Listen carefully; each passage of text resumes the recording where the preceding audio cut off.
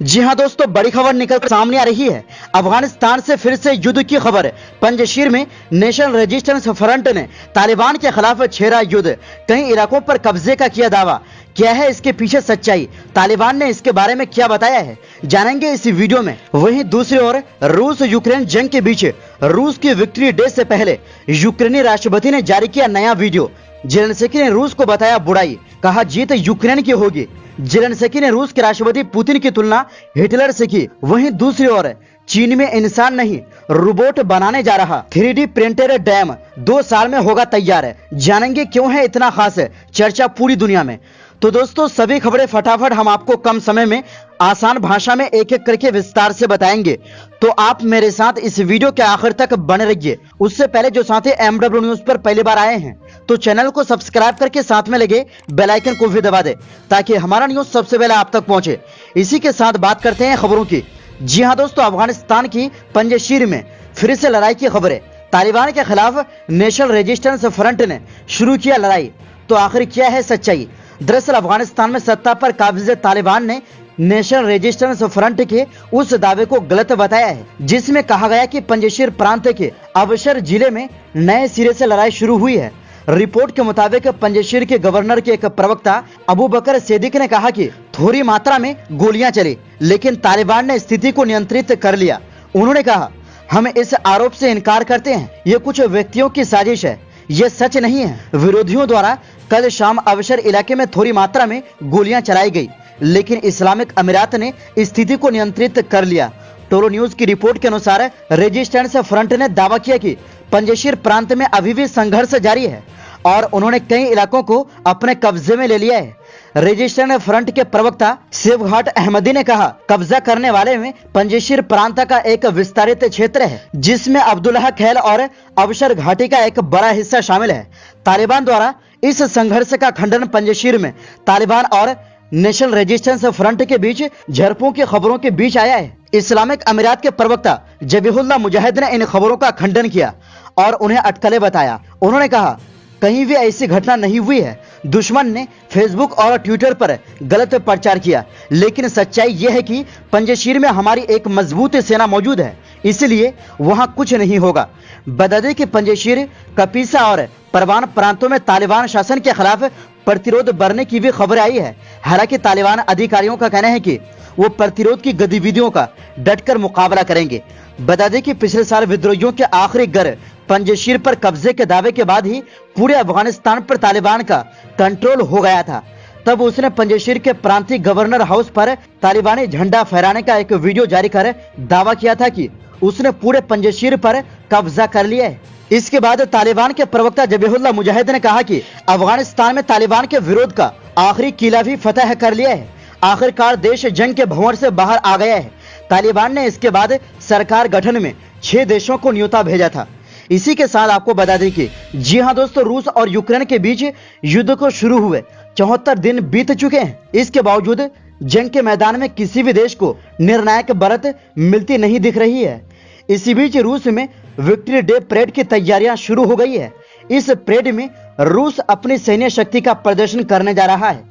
Victory day की पूर्व संख्या पर यूक्रेन के राष्ट्रपति वोलोदिमीर जेलेंस्की ने भी एक भावुक एंड भड़काऊ वीडियो जारी किया है। उन्होंने दावा किया है कि इस युद्ध में जीत यूक्रेन की होगी। इतना ही नहीं, जेलेंस्की ने रूस पर निशाना साधते हुए कहा कि कोई भी बुराई जिम्मेदारी से नहीं बचेगी। उनकी यह घोषणा रूस के विक्ट्री डे से कम बल्कि यूरोप डे से ज्यादा मेल खाती नजर आ रही है। दरअसल पूरा यूरोप 8 मई को यूरोप दिवस मनाता है। दूसरे विश्व युद्ध के दौरान नाजी जर्मनी ने 8 मई को ही यूरोप के मित्र देशों के सामने बिना शर्त आत्मसमर्पण कर दिया था। तभी से 8 मई 1945 नाजी जर्मनी का विरोध करने वाले देश इस दिन को यूरोप दिवस के रूप में मनाते हैं। यूक्रेन परंपरागत रूप से रूस के काफी करीब है। विक्ट्री डे के समय यूक्रेन और रूस सोवियत संघ के रूप में एक ही देश थे। इसके बावजूद यूरोप दिवस के दिन जेलेंस्की के जारी किए गए बयान की खूब चर्चा हो रही है। हालांकि साथ में उन्होंने रूस को और भड़काने का काम किया है। जेलेंस्की ने रूसी गोलीबारी से तबाह हुए एक आवासीय बिल्डिंग के सामने खड़े होकर कहा कि हर साल 8 मई को पूरी सभ्य दुनिया के साथ हम उन लोगों का सम्मान करते हैं जिन्होंने दूसरे विश्व युद्ध में नाजीवाद से ग्रह की रक्षा की, लेकिन हमने इसे एक शताब्दी भी नहीं बनाया है। हमारा नेवर अगेन सिर्फ 77 साल चला और बुराई का पुनर्जन्म हो गया। यानी उसका इशारा रूस की तरफ था। उन्होंने कहा उस जानवर के नए मुखौटे के बावजूद यूक्रेन और उसके सहयोगियों ने उसे पहचान लिया है, क्योंकि कुछ को छोड़ दिया जाए तो वो समझते हैं कि हमारे पूर्वजों ने किसके लिए और किसके खिलाफ लड़ाई लड़ी थी। यानी जो रूस 9 मई को नाजी जर्मनी के खिलाफ विक्ट्री डे मनाते हैं, अब उसी रूस की तुलना यूक्रेन उसी नाजीवाद से कर रहे हैं। उन्होंने कहा हमारे पूर्वजों ने साबित कर दिया कि कोई भी बुराई जिम्मेदारी से नहीं बच सकती। ये बंकर में छिप नहीं पाएगा, इसमें कोई भी नहीं बचेगा। हम सब कुछ दूर कर लेंगे और हम ये निश्चित रूप से जानते हैं, क्योंकि हमारी सेना और हमारे सभी लोग नाजीवाद पर जीत हासिल करने वालों के वंशज है। हम फिर से जीतेंगे और फिर से शांति होगी। जेलेंस्की का यह बयान अज़ोवस्टल स्टील प्लांट पर रूसी सेना के हमले बढ़ने के बाद आया है। रूसी सेना हर हाल में यूरोप के सबसे बड़ा इस स्टील प्लांट पर अपना कब्जा जमाने के लिए जी तोड़ कोशिश कर रही है। मारियोपोल पर भी रूसी सेना का हमला लगातार जारी है। इसी के साथ आपको बता दें कि जी हाँ दोस्तों, तकनीक के मामले में दुनिया के अग्रणी देशों में शुमार चीन अब नया चमत्कार करने जा रहा है। चीन ने ऐलान किया है कि वो तिब्बत के पठार पर दुनिया का पहला 3D प्रिंटेड डैम बनाने जा रहा है। यांगूक हाइड्रो पावर प्लांट नाम का ये डैम सिर्फ 2 साल के अंदर बनकर तैयार हो जाएगा। बड़ी बात यह है कि इस डैम को बनाने में इंसानों की जगह रोबोट का इस्तेमाल किया जाएगा। चीन का दावा है कि इस डैम के निर्माण में इस्तेमाल होने वाले बुलडोजर, ट्रक, खोदने वाली मशीनें, पेवर्स और रोलर्स आर्टिफिशियल इंटेलिजेंस की तकनीक से चलेंगे।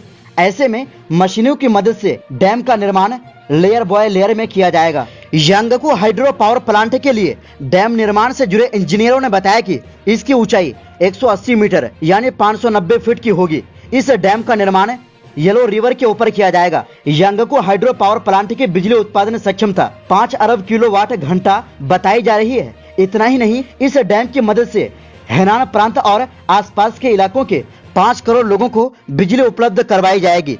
बड़ी बात यह है कि हेनान प्रांत चीनी सभ्यता का उद्गम स्थल है। ऐसे में इस प्रोजेक्ट के निर्माण कार्य की देखरेख सीधे राष्ट्रपति शी जिनपिंग के कार्यालय से की जा रही है। बता दें कि चीन में ही दुनिया का सबसे बड़ा बांध स्थित है। इस बांध का नाम 3 गोर्जेस डैम है। International water power and dam contraction magazine के मुताबिक 2.3 किलोमीटर लंबा, 115 मीटर चौड़ा और 185 मीटर ऊंचा ये बांध दुनिया का सबसे बड़ा हाइड्रो इलेक्ट्रिक बांध है। ये बांध चीन के हुबई प्रांत में यांगजी नदी पर बना हुआ है, जिसे दुनिया की तीसरी सबसे लंबी नदी माना जाता है और जिसकी लंबाई 6000 किलोमीटर से भी अधिक है। इस बांध के निर्माण का काम साल 1994 में शुरू हुआ था और 2012 में खत्म हुआ था। उस समय इस विशालकाय बांध को बनाने में 2.5 लाख करोड़ रुपए से भी अधिक की लागत आई थी। बता दें कि चीन तिब्बत से लेकर भारत तक बेहद पवित्र माने जाने वाली यारलुंग तसांगपो या ब्रह्मपुत्र नदी पर 60 मेगावाट का महाकाय बांध बनाने की तैयारी कर रहा है। तो दोस्तों, इस पूरी रिपोर्ट के बारे में आपकी क्या राय है? अपनी राय कमेंट बॉक्स में जरूर दें। इस वीडियो में बस इतना ही। एक जरूरी बात है, इस चैनल को बचाना बेहद जरूरी है, तो आप इसके सपोर्ट के लिए MW न्यूज के वीडियो को ज्यादा से ज्यादा शेयर करें।